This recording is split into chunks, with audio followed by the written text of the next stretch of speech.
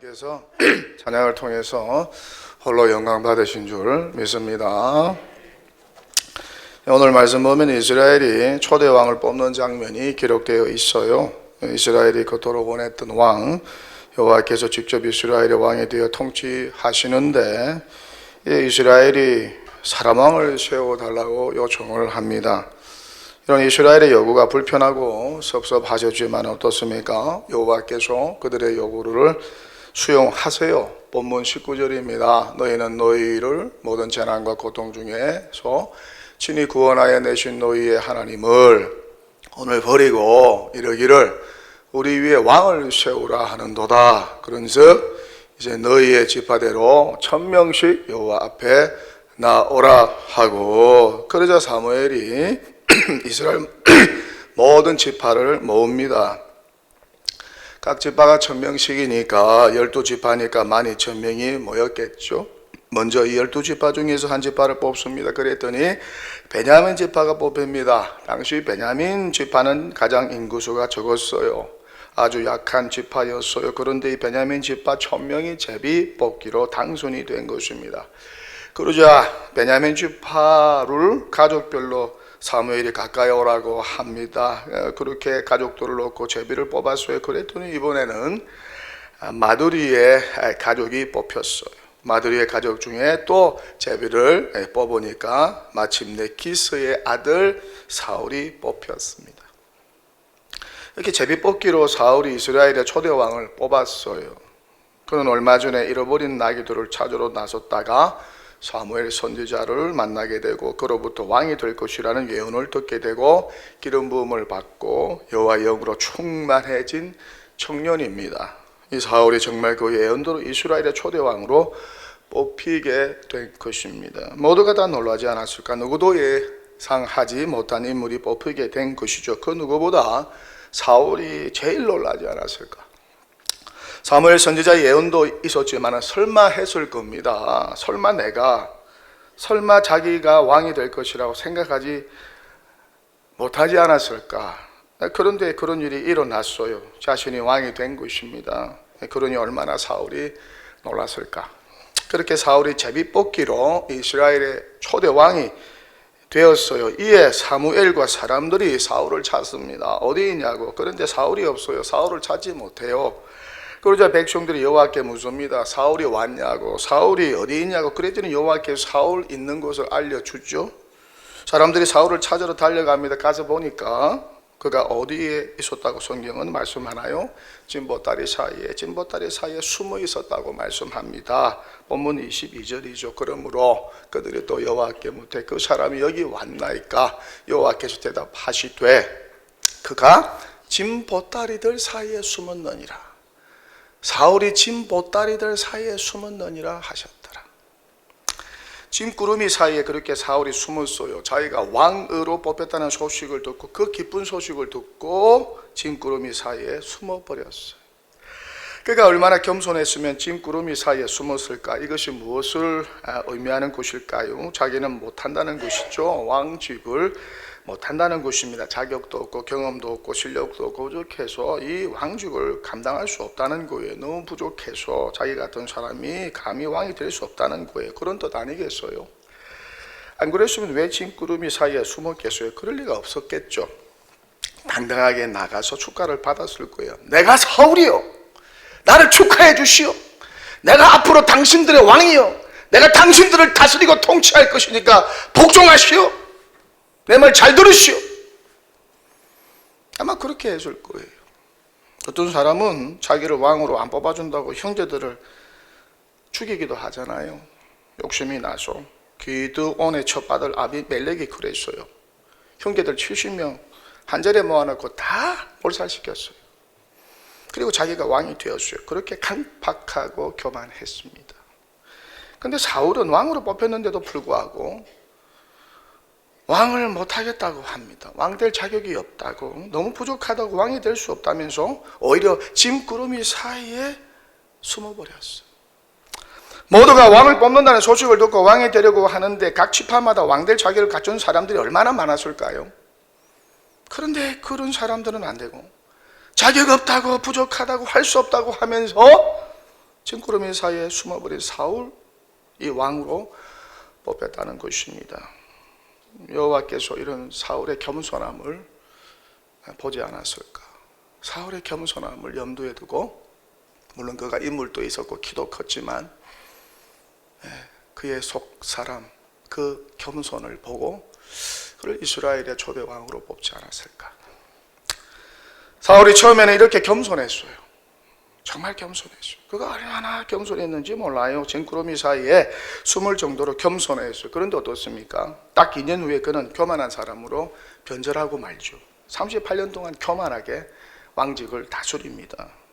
사무엘 선지자 말도 안 듣고 선지자들을 통한 여호와의 명령도 듣지 않고 자기 마음대로, 자기 뜻대로 여호와의 말씀을 두려워하지도 않고 백성들 눈치만 보고 인기몰이에 급급하여서 여호와의 말씀에 불순종하면서 평생 죽을 때까지 왕직을 감당했습니다. 결국 불행한 최후를 맞이하게 되죠. 사울이 겸손의 초심을 잃지 않고, 겸손의 이 초심을 잃지 않고 왕으로 뽑혔을 때 그 소식을 듣고 진보다리 사이에 숨었던 것처럼 그런 겸손의 초심을 잃지 않고 이런 겸손으로 40년간 왕직을 감당했다면 얼마나 좋았을까? 변함없이 겸손하게 여호와의 말씀에 순종하면서 겸손하게 왕직을 감당했다면 얼마나 좋았을까? 자기도 좋고 백성들도 좋고 선지자 사무엘도 좋고 그 아버지 기스도 좋지 않았을까?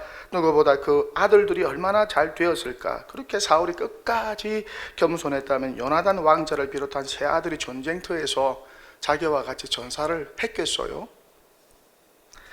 그렇게 겸손하게 출발했던 사울은 계속 겸손의 길로 가지 않고 유턴하였어. 돌아서서 교만의 길로 달려가다가 망했습니다. 비참한 인생이 되었습니다. 직분받고 비참한 인생이 되었어요.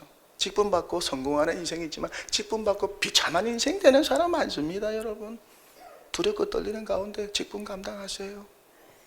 손절로 생각 안 해야 넘어질까 조심조심하라. 어떤 그런 자신감이 여러분한테 생기는지 모르겠어요.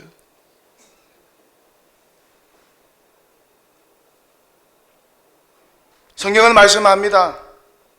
교만은 패망의 선봉이요 그만한 마음은 넘어짐의 앞잡이니라. 이 말씀대로 그 인생이 그렇게 되어버렸어요. 교만하면 망합니다. 반면에 겸손하면 흥합니다. 교만하면 하나님이 싫어하십니다. 반면에 겸손하면 하나님이 기뻐하십니다. 기뻐서 그를 높여주고 구원해 주십니다. 사울과 달리 다윗이 얼마나 겸손했는지 몰라요. 이 부분에 있어서 사울과 다윗이 극명하게 대조를 이루고 있죠. 얼마나 다윗이 겸손했는지 몰라요. 늘 그는 여호와 하나님께 물었어요. 사울은 여호와께 묻지 않아요. 자기 마음대로 해요. 하고 싶은 대로 해요. 그런데 다윗은 항상 물어요. 여호와 하나님 어떻게 할까요? 어떻게 하면 좋겠어요? 갈까요 말까요? 어디로 갈까요? 또 어떻게 할까요? 어떻습니까? 나중에는 자기의 원수 대적까지 다윗은 자기 손으로 처리할 수 있었는데 처리하지 않아요. 옆에 있는 장군들이 단칼에 죽여버립시다. 내가 가서 명령만 내리줘서 그냥 목 베어버리겠습니다. 그래도 하지마. 여호와 하나님께서 심판하실 거야. 여호와 하나님께서 원수 대적들 다 맡기자. 그렇게 했어요. 얼마나 겸손했어요. 겸손하지 못하면 이렇게 할 수가 없어요.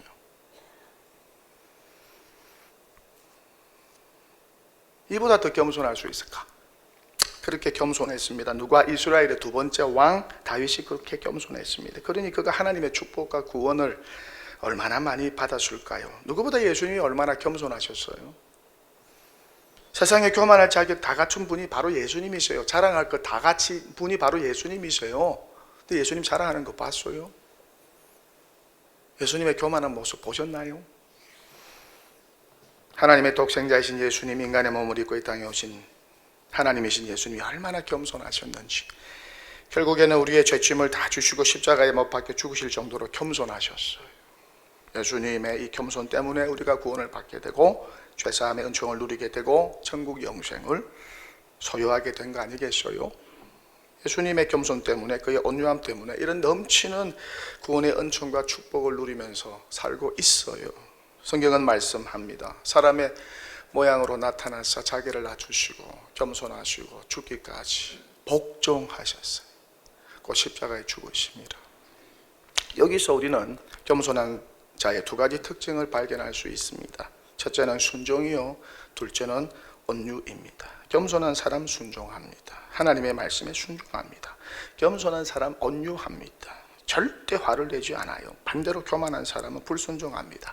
하나님의 말씀에 순종하지 않아요. 교회 질서도 무시하고 순종하지 않아요. 자기 마음대로 합니다. 자기가 왕이라고 생각하죠. 그리고 교만한 사람은 절대 온유하지 못합니다.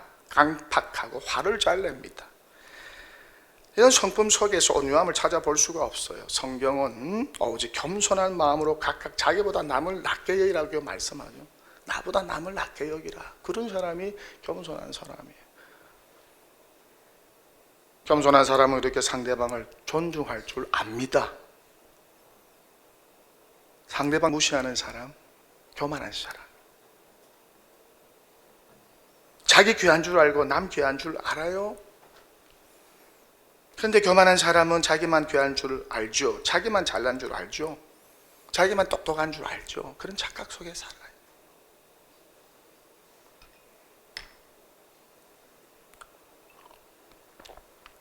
하나님의 관심과 축복을 원하십니까?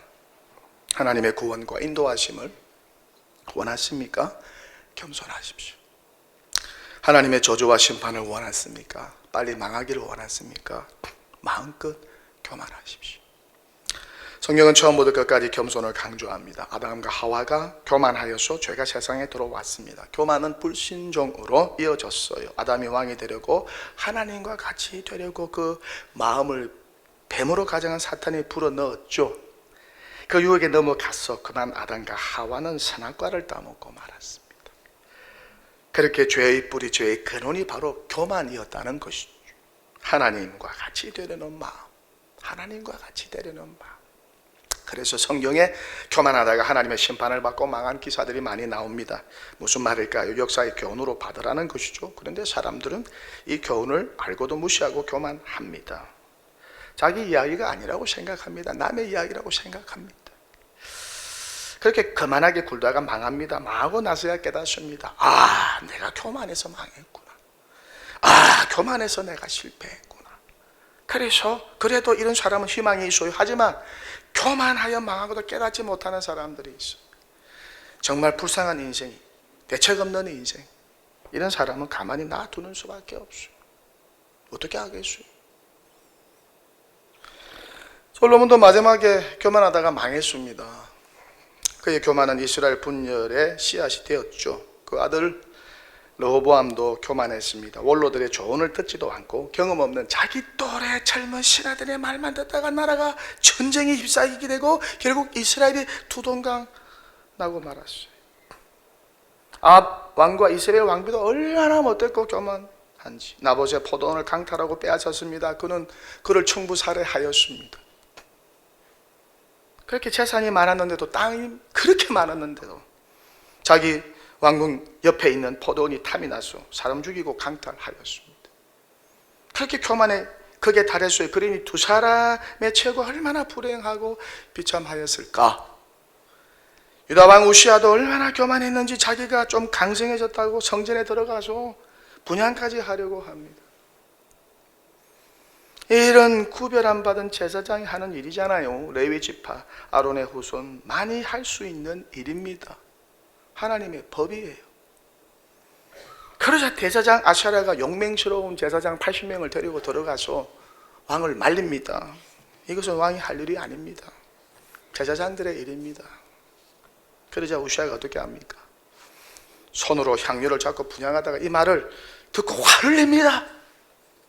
무슨 말을 하면서 화를 냈을까요? 한번 상상해 보세요. 저와 여러분이 화낼 때 하는 말, 그런 말 했겠죠. 제사장들 앞에서 그렇게 화를 내고 성전에서 화를 냅니다. 큰 소리를 칩니다. 하나님 두려운 줄도 모르고 말씀 두려운 줄도 모르고 좀 잘 나간다고 폼을 잡습니다. 눈에 뵈는 게 없어요. 그랬더니 어떻게 되나요?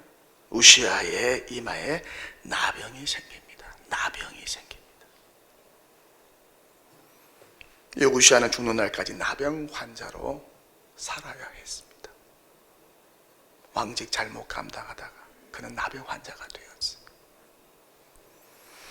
얼마나 비참하고 불행합니까? 교만하면 망하는 길밖에 없어요. 불행밖에 없어요. 비참해지는 길밖에 없어요. 그러니 우리는 어떠해야 할까요? 제가 노예 활동하면서 또 이런저런 일을 당하면서 총회에서 돌아가는 일들을 쭉 살펴보면서 느끼는 것은 교만한 사람들이 처음에는 잘 되는 것 같아요. 불법을 자행하고 자기의 마음대로 해서 교권을 장악하고 요직을 얻어서 잘 되는 것 같아요. 대단해 보여요. 근데 결국 망한다는 것입니다. 결국 비참해지고 다 사라진다는 거예요. 이것을 제가 반면교사로 배웠어요. 그래서 야, 교만하면 안 되겠다. 야, 교만하면 결국 망하는구나. 야, 교만하면 불행해지는구나. 야, 그러니 나는 겸손해야 하겠다. 그렇게 겸손을 배우고 겸손의 도전을 받습니다. 저와 여러분이 잘 되는 길, 저와 여러분의 자녀와 가문이 잘 되는 길, 여러분이 섬기는 교회가 잘 되는 길은 하나, 겸손해. 겸손하십시오. 겸손하십시오. 끝까지 겸손하십시오. 예수님 수준까지 겸손하면 얼마나 좋을까? 순종과 온유를 겸비한 겸손한 사람이 되면 얼마나 좋을까? 그럴 때 여호와의 관심과 눈길이 머물지 않겠어요? 하나님의 축복과 구원이 임하지 않겠어요? 말투도 겸손하고 눈빛도 겸손하고 행실도 겸손하고 마음가짐도 겸손하고 생각도 겸손하고 예의도 바라고 인사도 겸손하고 건성으로 하지 않고 그렇게 겸손의 모델이신 우리 예수님 닮아가면 얼마나 좋을까? 그렇게 우리 교회가 겸손한 교회, 예수님 닮은 겸손한 교회가 되면 얼마나 좋을까? 순종과 온유를 겸비한 겸손한 교회가 되면 얼마나 좋을까? 이것이 정말 설립 70주년을 맞이하는 동도교회 정체성이 되어야 되지 않을까? 종도교회 자랑거리가 되어야 되지 않을까? 우리가 자랑할 게 뭐가 있습니까? 다 하나님의 은혜 아니겠어요?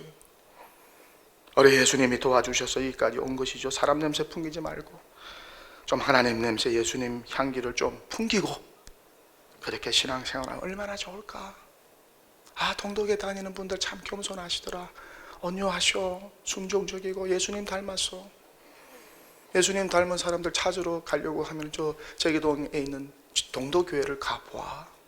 그런 칭찬이 우리 주변의 노예 안에 총회 안에 퍼지게 되면 얼마나 좋을까? 제가 아는 어느 목사님, 대단한 목사님이십니다. 젊은 나이에 이 목사님이 큰 교회에 부임하셨어요.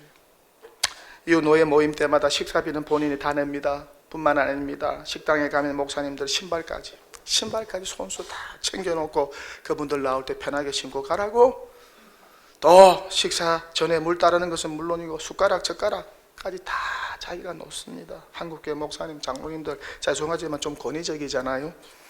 성경 받는 데만 익숙해져가지고 가만히 그냥 누가 그냥 숟가락 젓가락 놔줄 때까지 물 따를 때까지 기다리고 있죠. 거기서 누가 높냐 눈치싸움 하고 있죠. 좀 먼저 따라주고 좀 숟가락 놔주면 안 되나요? 먼저 높은 자가 섬기라고 했는데, 예수님은 섬기기 위해서 왔다고 했는데,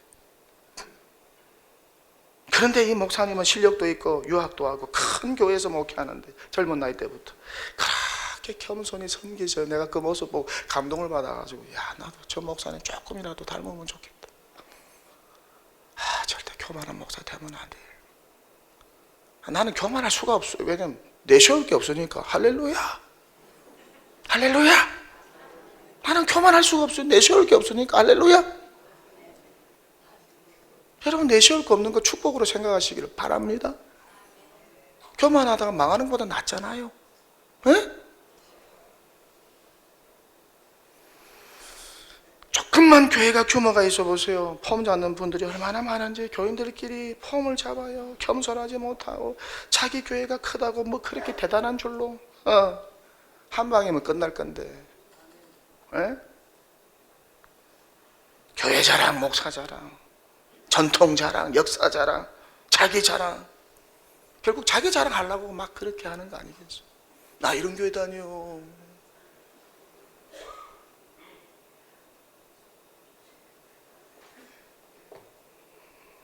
그러면 되겠어요? 예수님 자랑해야죠. 예수님 높여야죠. 할렐루야.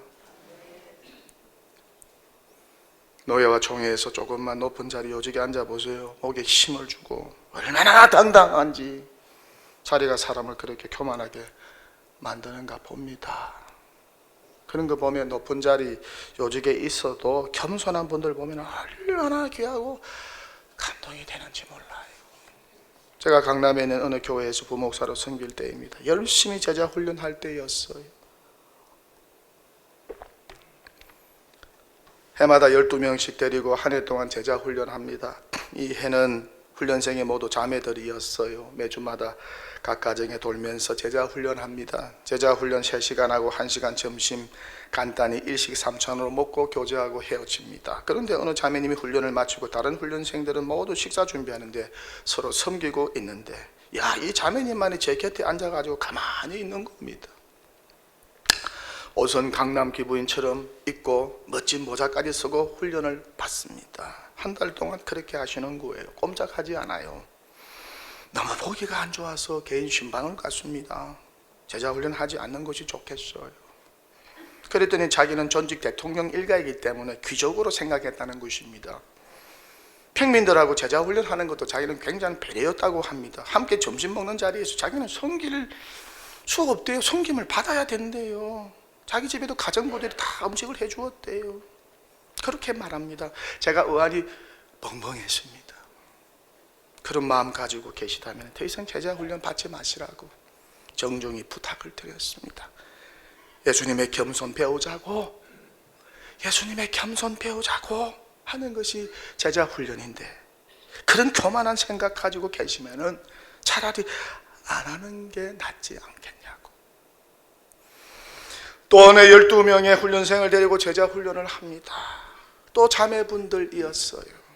이 훈련생 중에 장관 사모님이 한 분 계셨습니다. 명문대 출신입니다. 인물도 좋아요. 그런데 이 장관 사모님이 얼마나 겸손하신지, 얼마나 잘 섬기시는지, 훈련 마치고 점심 준비할 때는 숟가락 놓고 물까지 다 따라주고 설거지 하는데 앞장서고, 이것뿐만 아닙니다. 모든 면에서 그렇게 겸손하세요. 모든 훈련생들이 감동합니다. 그러다가 부부 모임 때 남편 장관님도 만났어요. 그런데 이 장관님도 아내를 닮아서 어떻게 그렇게 겸손하신지, 두 분이 이렇게 겸손하셔서 장관님이 되셨구나, 그런 생각을 했어요. 더 높은 자리에 올라가시면 좋겠다 마음속으로 축복했습니다.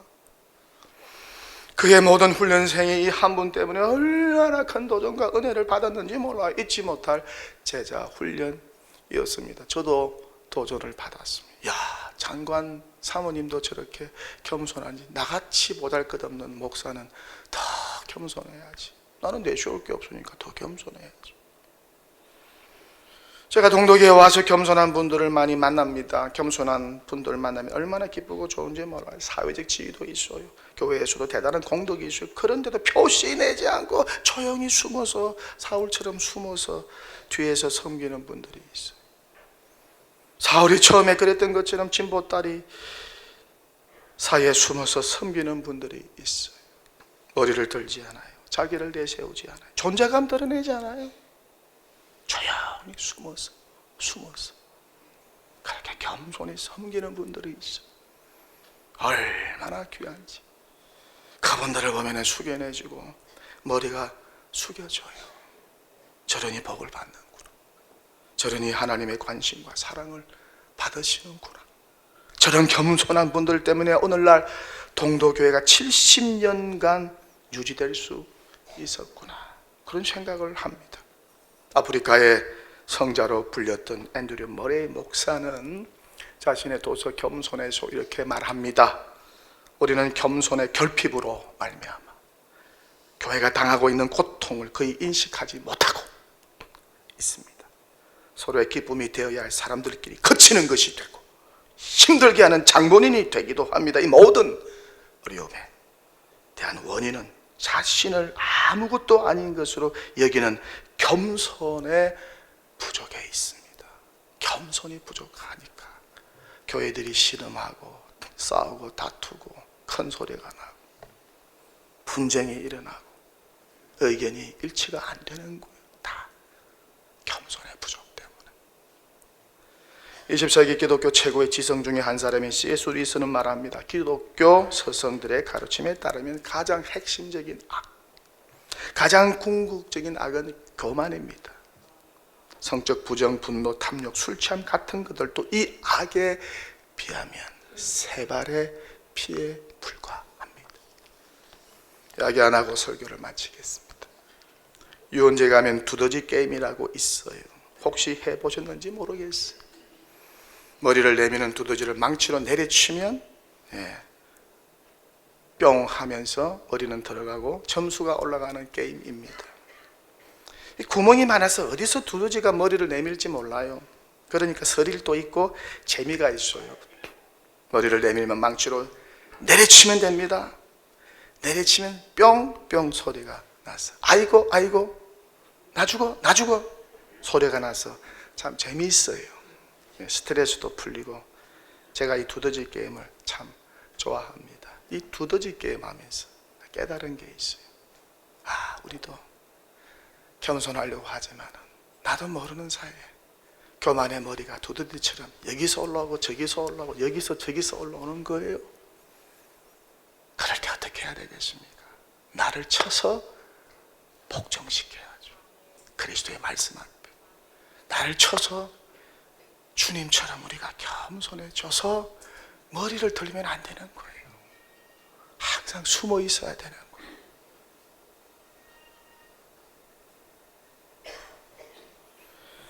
우리는 다 교만합니다. 인간은 예외 없이 교만합니다. 얼마나 교만한지 몰라요. 저를 포함해서 얼마나 인간이 교만한지 몰라요. 자기 잘난 맛에 삽니다. 하지만 예수 믿고 구원받은 저와 여러분은 좀 더 달라져야 하지 않겠어요? 나도 모르게 교만의 머리를 내밀려고 할 때마다 자신을 처복종시켜서 교만의 머리를 죽이고 숨어서 끝까지 겸손하게 살면 얼마나 좋을까. 그렇게 하면 얼마나 하나님께서 기뻐하시고 우리를 축복해 주시지 않으실까. 우리에게 관심과 사랑을 보여주시지 않으실까. 우리 모두 겸손하십시다. 할렐루야. 우리 모두 겸손하십시다. 예수님처럼 겸손하고, 이럴 때는 아멘 한번 해줘야 돼요. 다시 하겠습니다. 예수님처럼 겸손하고, 진보다리에 숨은 사울처럼 겸손하고, 그러므로 하나님의 능하신 손 아래서 겸손하라. 때가 되면 너를 높이시리라. 이 말씀의 주인공 되는 여러분 되시고, 이 말씀의 주인공 되는 동도교회 되시기를 주님의 이름으로 간절히 축원합니다. 축원합니다. 할렐루야.